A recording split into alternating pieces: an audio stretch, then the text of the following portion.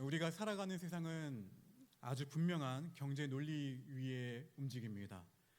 이러한 세상을 무엇에 비유할 수 있을까 설교를 준비하면서 고민해 봤는데, 저는 이 세상을 한마디로 영수증의 세계라고 부를 수 있다라고 생각합니다.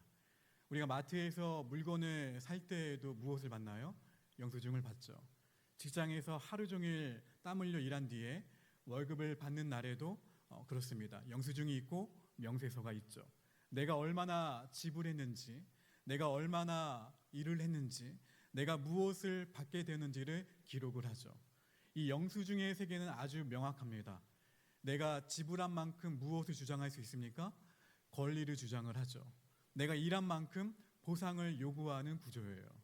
현대 자본주의 사회를 떠받치고 있는 아주 견고한 뼈대가 바로 이것입니다. 사람들은 말하죠.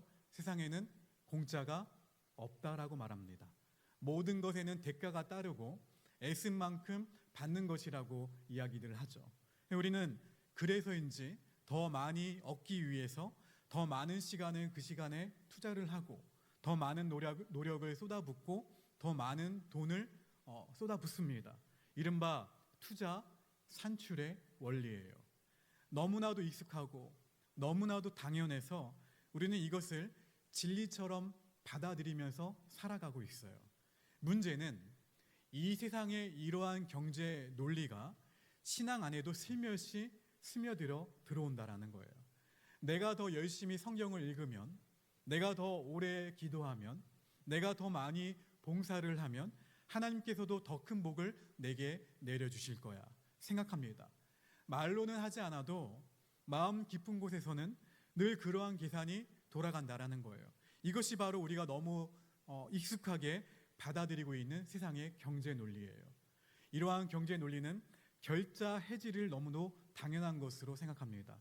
내가 시작했으면 내가 책임져야 하고, 내가 상처를 줬으면 내가 풀어야 하고, 내가 문제를 만들었으면 내가 해결해야 되고, 내가 버려놓은 일이 있으면 끝까지 내가 감당해야 된다는 것이죠.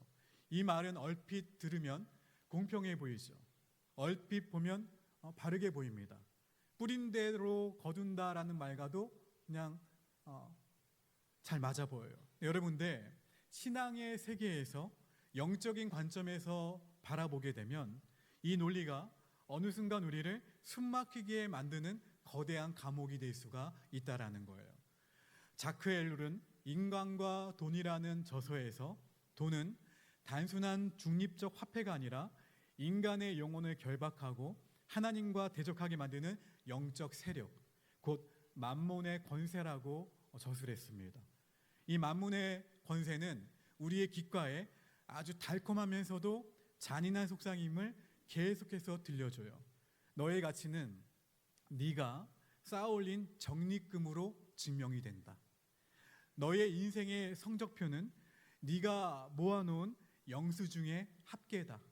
그러니 멈추지 말고 너의 자격을 계속 증명하라. 얼마나 무서운 말입니까? 이것은 예수님께 누가 다가와서요? 마귀가 다가와서 뭐라고 얘기했습니까? 네가 하나님의 아들이거든 뛰어내려봐라. 스스로 증명해봐라. 유혹했던 그 방식과 너무나도 닮아 있어요. 세상의 경제 논리는 계속해서 우리에게 말합니다. 네가 누구인지 증명해라. 네가 가치 있는 존재라는 것을 보여줘라. 네가 받을 만한 사람인 것을 입증해봐라. 이 논리에 중독된 사람들은 끊임없이 자기 공로를 쌓아 올립니다. 더 인정받으려 하고, 더 높아지려 하고, 더 소유하려 하고, 더 증명하려 하죠. 그런데 그 끝에는 무엇이 남습니까?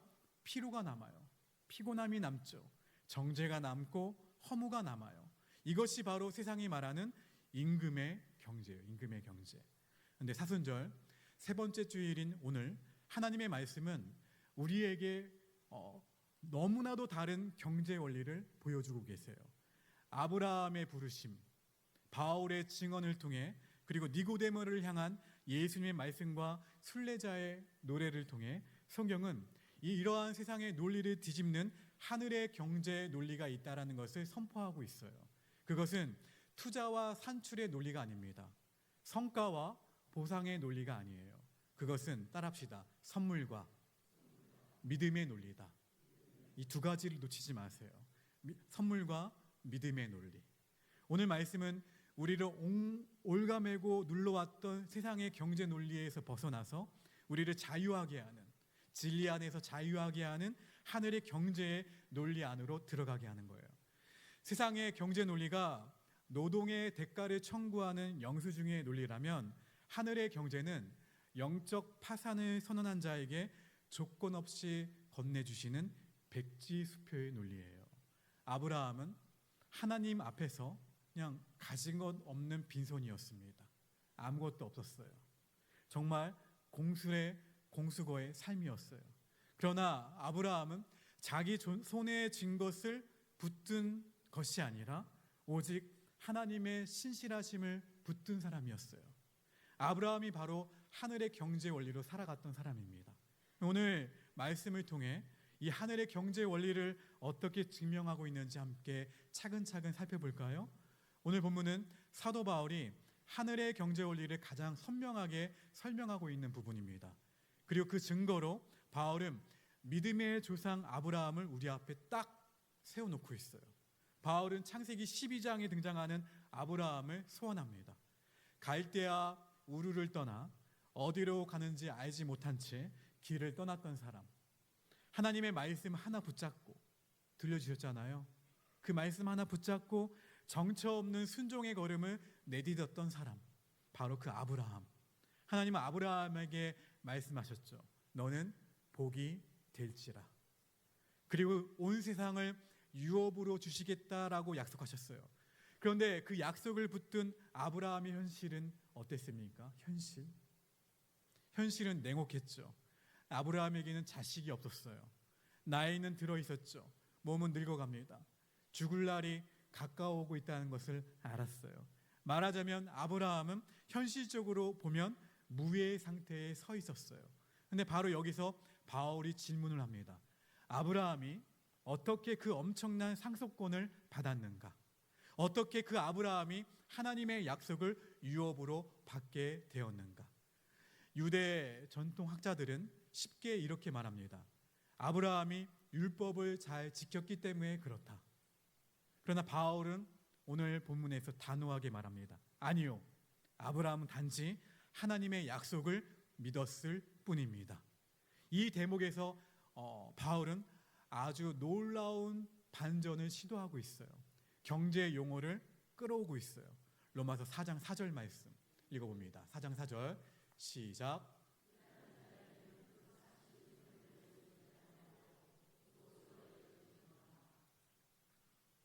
4절에 나오는 보수는 노동자가 하루 일을 마친 뒤에 당당히 요구하는 영수증과 같아요. 근데 5절에 이르러 바울은 전혀 다른 하나님을 보여주죠. 읽어볼까요? 5절 말씀 시작.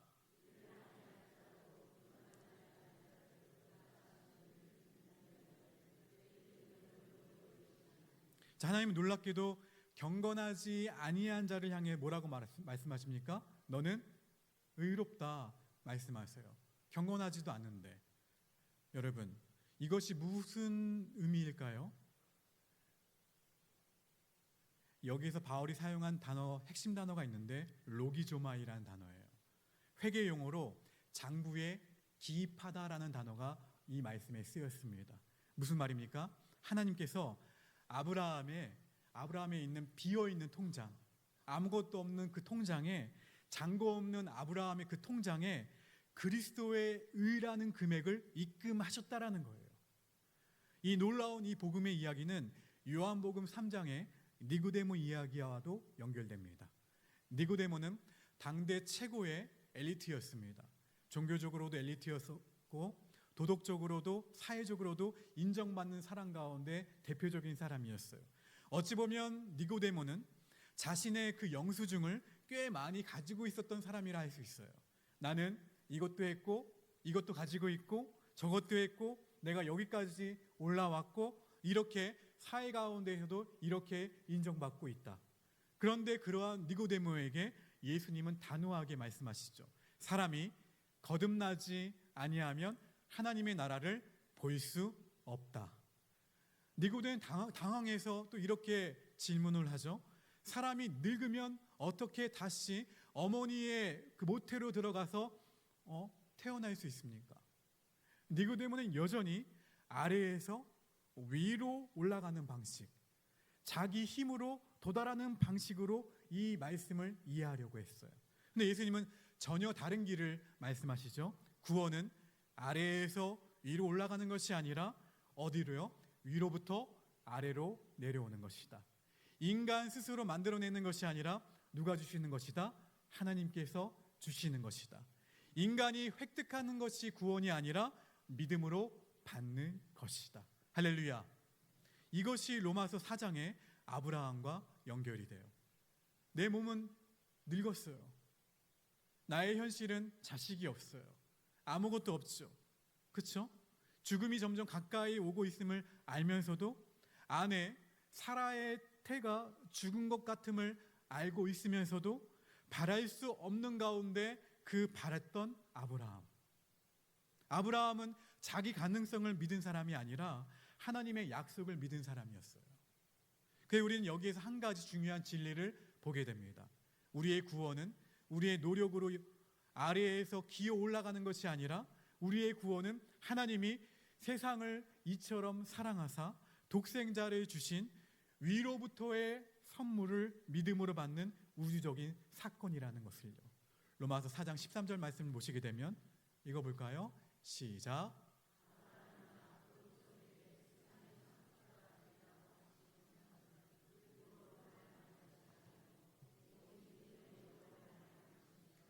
아브라함에게 주어진 하나님의 약속은 개인 구원의 차원을 넘어서서 세상의 상속자라는 엄청난 비전으로 확장이 됩니다. 바울은 하나님을 두 가지로 소개를 해요. 하나는 죽은 자를 살리신 하나님, 또 다른 하나는 없는 것을 있는 것으로 부르시는 하나님. 바로 이 하나님 때문에 아브라함은 절망 가운데에서도 무너지지 않았어요. 바로 이 하나님 때문에 니고데모 같은 사람도 다시 시작할 수 있었고, 바로 이 하나님 때문에 오늘 우리의 메마른 산 가운데에서도 우리는 새로워질 수가 있다라는 거예요. 우리는 시편 121편의 고백이 우리의 고백이 되어야 될 줄로 믿습니다. 같이 고백해 봅시다. 시작. 내가 산을 향하여 눈을 들리라. 나의 도움이 어디서 올까? 나의 도움은 천지를 지으신 나의 도움은 누구에게서로다? 할렐루야. 아브라함이 산을 넘고 니고데모가 밤중에 그 혼란을 지나고 오늘 우리가 인생의 고비를 통과할 때 우리를 붙드는 것은 나의 능력이 아니에요. 우리의 경력도 아니고 우리가 지금까지 쌓아 올린 스펙도 아닙니다. 하나님의 부르심이에요. 하나님의 부르심. 없는 것을 있는 것으로 부르시는 하나님의 음성이에요. 그 음성이 들릴 때 죽은 것 같던 비전이 살아나게 될 줄로 믿습니다. 메마른 심령이 다시 적셔져요. 끊어졌다고 생각했던 소망이 다시 일어나는 거예요.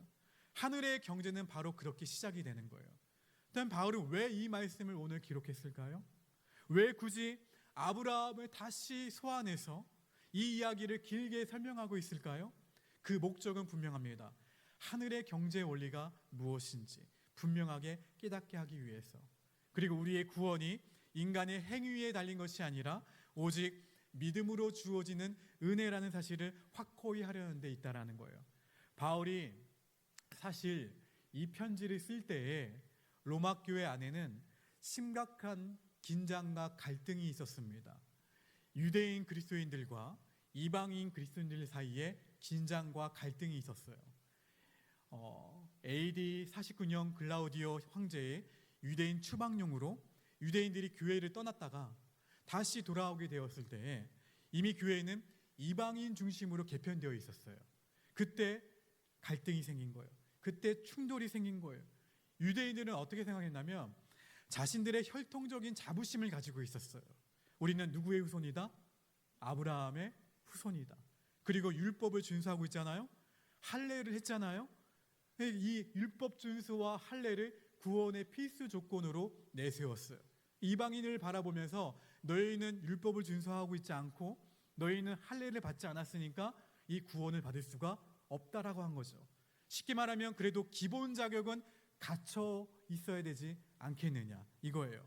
하나님의 백성이 되려면 이 정도는, 할례 정도는, 그렇죠? 율법 준수는 해야 되지 않느냐 이거예요. 근데 바울은 그들의 주장을 깨트리기 위해 그들이 가장 존경하는 조상 누구를 소환한 거예요? 아브라함을. 그리고 창세기 15장을 근거로 해서 말을 합니다. 아브라함이 의롭다 하심을 받은 때에는 율법이 주어지기 전이었어요. 할례를 받기 전이었어요. 그러니 아브라함의 의로움은 행위의 결과가 아니라 믿음으로 받은 선물이라는 거예요. 할렐루야. 바울은 여기서 다시 로기조마이라는 회개의 단어를 사용합니다. 장부에 금액을 기입하다.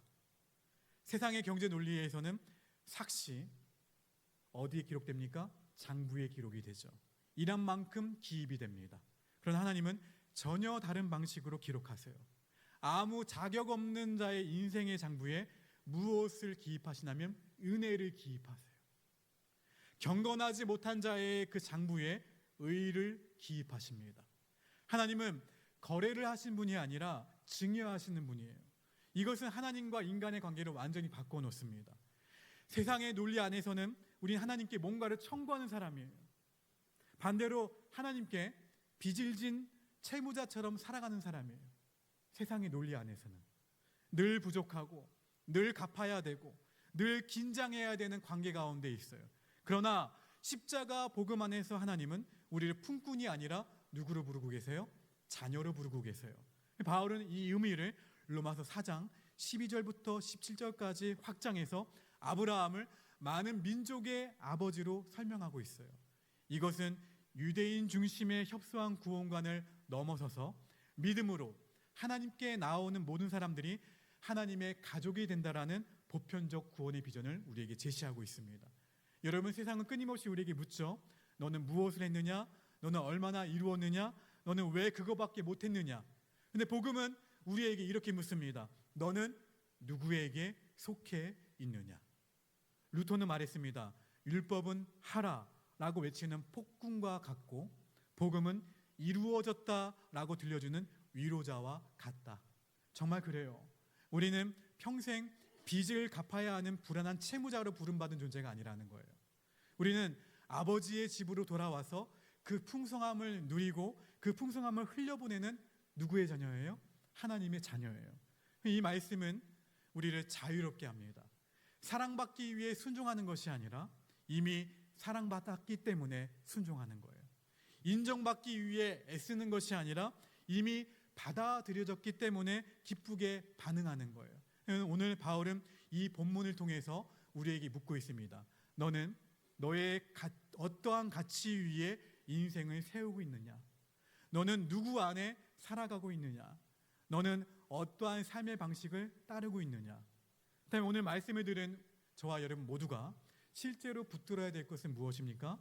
오늘 본문이 우리에게 요구하는 말씀을 한마디로 따라합시다. 자기 주심. 자기 주심의 삶이에요. 왜 그렇습니까?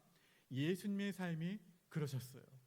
예수님의 자기 주심은 혈통적 우월감, 종교적 특권의식, 율법주의의 담장을 허물고 모든 인류를 향한 구원의 길을 여신 위대한 사건이에요. 당시 유대인들은 예수님을 믿는다 하면서도 여전히 세상의 경제 논리, 곧 율법주의 선민의식에 머물러서 그렇게 살아가고 있었어요. 자격을 따졌죠. 그리고 선을 어떻게 합니까? 그었어요. 구분짓고 비교하고 그리고 여기 안에 들어오지 못한 사람들을 배제했습니다. 그러나 바울은 아브라함에게 주어진 은혜를 근거로 해서 모든 민족이 어디 안에서? 믿음 안에서 하나님의 구원에 참여하게 됨을 힘있게 선포하고 있어요. 여기서 우리가 실천할 행동은 분명합니다. 거저 받았으니 어떻게 해야 돼요? 거저 줘라. 세상의 경제학은 어떻습니까? 끊임없이 경쟁하고 끊임없이 축적하고 끊임없이 움켜 쥐어라 라고 말합니다. 그러나 하늘의 경제는 달라요. 하늘의 경제는 풍성함에 있어요. 내가 붙들고 버텨야만 사는 것이 아니라 누가 채우시기 때문에 하나님이 채우시기 때문에 흘려보낼 수 있다라는 믿음이에요. 마태복음 10장 8절에서 예수님은 말씀하셨죠. 함께 화면을 보고 읽어볼까요? 시작.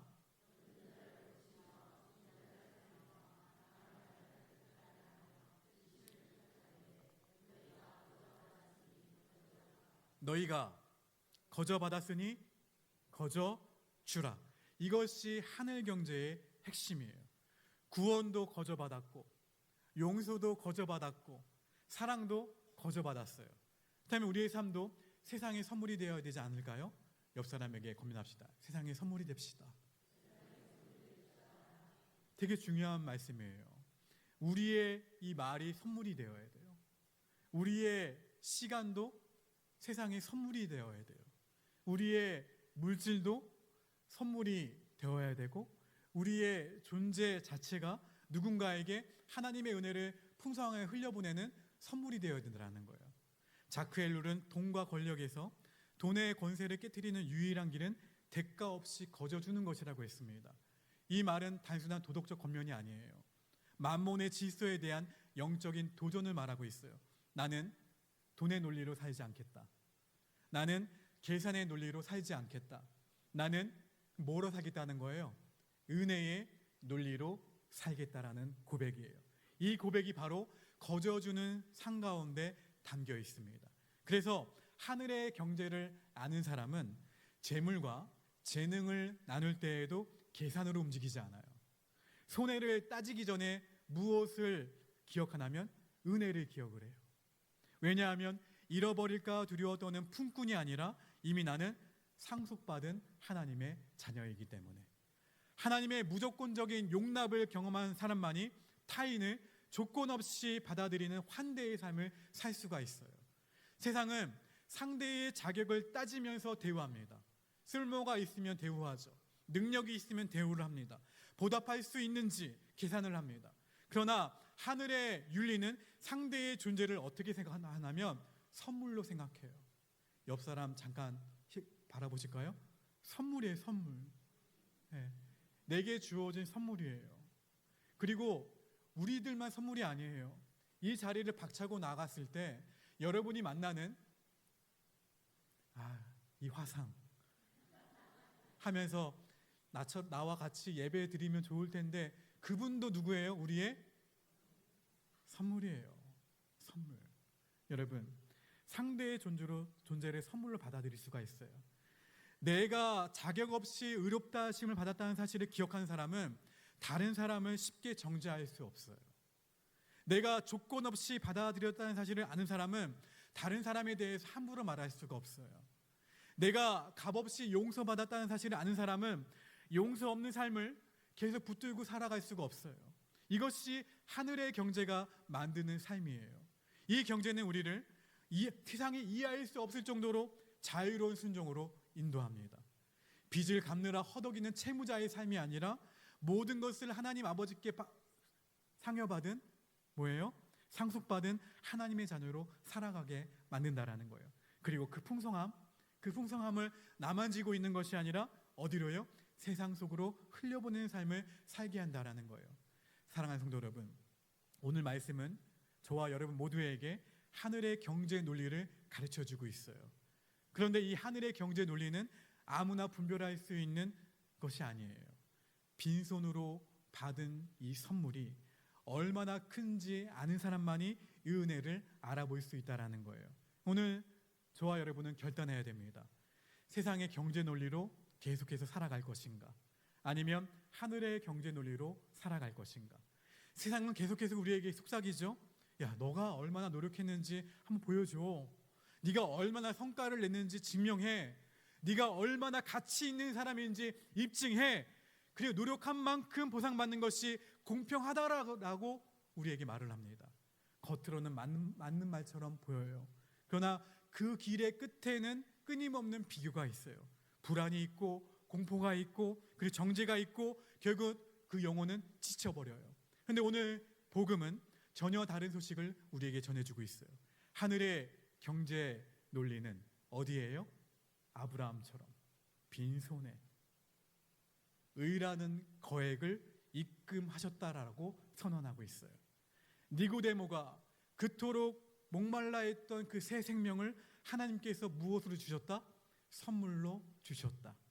아브라함이 그랬듯이 바랄 수 없는 가운데 바랬던 믿음으로 하나님의 신실하심을 붙들게 합니다. 이 원리를 깨달은 사람은 더 이상 쌓아두는 것에 목숨을 걸지 않아요. 그 삶은 손해보는 삶이 아니에요. 그것은 세상의 경제가 줄 수 없는 자유로운 순종의 삶이고 은혜로운 그 상가운데로 들어가는 삶이며 결국 하늘의 승리를 살아내는 삶인 줄 믿습니다. 그러므로 오늘 이 시간 세상이 여러분의 가슴에 붙여놓은 가격표를 떼시기를 바랍니다. 세상이 여러분의 영혼에 매겨놓은 성적표를 떼시기를 바랍니다. 우리의 가치는 우리가 쌓아 올린 적립금으로 정해지는 것이 아니에요. 우리의 가치는 하나님께서 우리를 위해 지불하신 예수 그리스도의 생명의 값으로 결정이 됩니다. 이제 채무자의 언어를 버리시기를 주의 이름으로 축원합니다. 그리고 하나님의 자녀의 언어로 살아가세요. 내가 무엇을 더해야 합니까? 그 불안한 질문에만 머물지 마시고 대신 이렇게 고백했으면 좋겠습니다. 따라합시다. 하나님께서 이미 다 이루셨습니다. 할렐루야. 이 기쁜 확신이 생기면 그때부터 우리는 비로소 계산하지 않고 사랑할 수 있어요. 사랑할 수. 대가를 묻지 않고 용서할 수 있어요. 손익을 따지지 않고 섬길 수 있어요. 이웃에게 손을 내미는 자기 주심의 삶을 시작할 수가 있다라는 거예요. 간절히 바라기는 하나님께서 거저 주시는 그 은혜를 굳건하게 붙들고 그 은혜를 다시 거제 지역으로 그리고 우리 민족과 열방으로 기꺼이 흘려보내는 삶, 그래서 하나님의 구원의 역사를 삶으로 증언하는 복된 성도들의 삶이 되시기를 주님의 이름으로 간절히 축원합니다. 여러분, 복음은 우리에게 조금 더 잘해보라 하고 등을 떠미는 소식이 아니에요. 복음은 네가 할 수 없었던 일을 내가 너를 위해 이루었다 라고 말씀하시는 하나님의 음성이에요. 우리가 빈손이었을 때, 우리가 자격이 없을 때, 우리가 하나님 앞에 내세울 것이 아무것도 없었을 때 주님은 우리를 외면하지 않으셨습니다. 오히려 그 빈손을, 나의 이 빈손을 붙으시고 그 이 공허한 가슴에 하나님의 풍성한 은혜를 부어주셨어요. 오늘 우린 다시 십자가 앞으로 나아갑니다. 왜 예수님이 이 땅에 오셔야만 했는지, 왜 예수님이 우리를 대신하여 낮아지셔야 했는지, 왜 예수님의 사랑만이 우리를 살리는지, 그 은혜 안에 우리의 마음을 올려드리며 함께 그가 오신 이유 함께 찬양하겠습니다.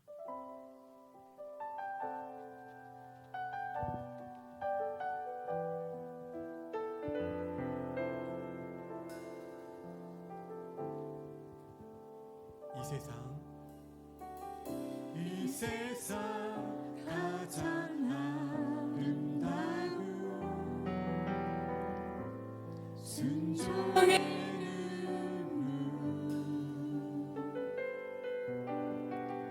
온 세상 다시 빛나게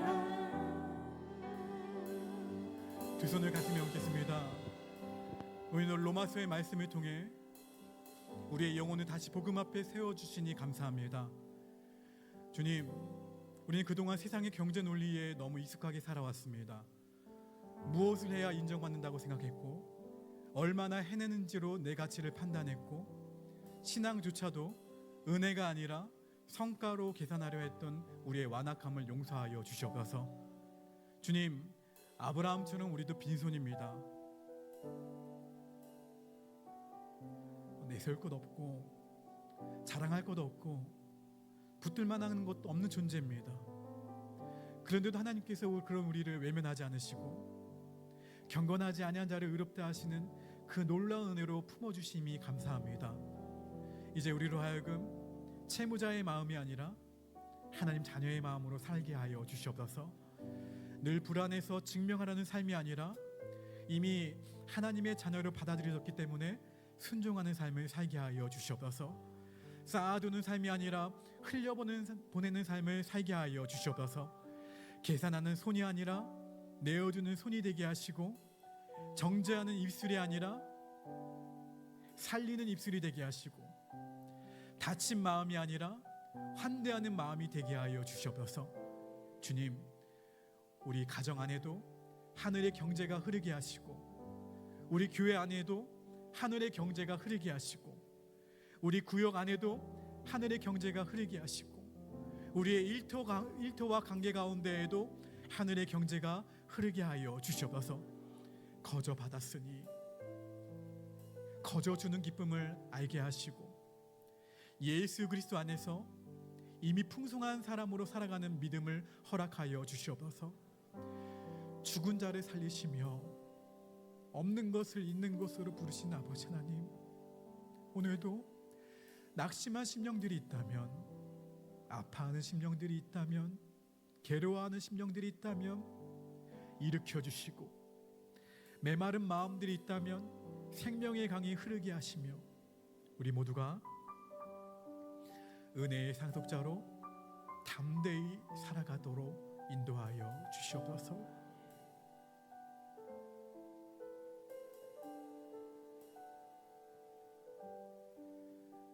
여호와는 내게 복을 주시고 너를 지키시기를 원하며, 여호와는 그의 얼굴을 내게 비추사 은혜 베푸시기를 원하며, 여호와는 그 얼굴을 내게로 향하여 드사 평강 주시기를 원하노라.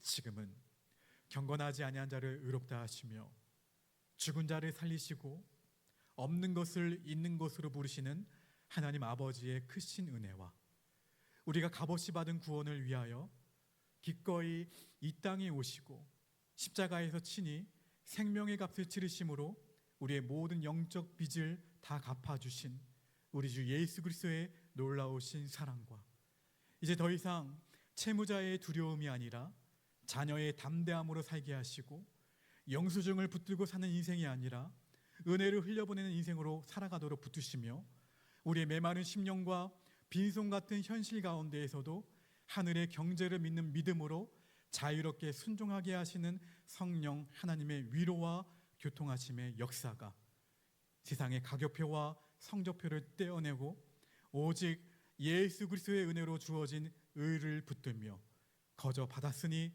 거저 주는 자기 주심의 삶으로 결단하는 모든 성도들 머리 위에, 이들의 가정과 이들의 자녀 위에, 삶의 자리와 일터 위에, 그리고 하나님께 맡기신 옥복교회 위에 지금부터 영원토록 함께하옵시기를 간절히 축원하옵나이다. 아멘.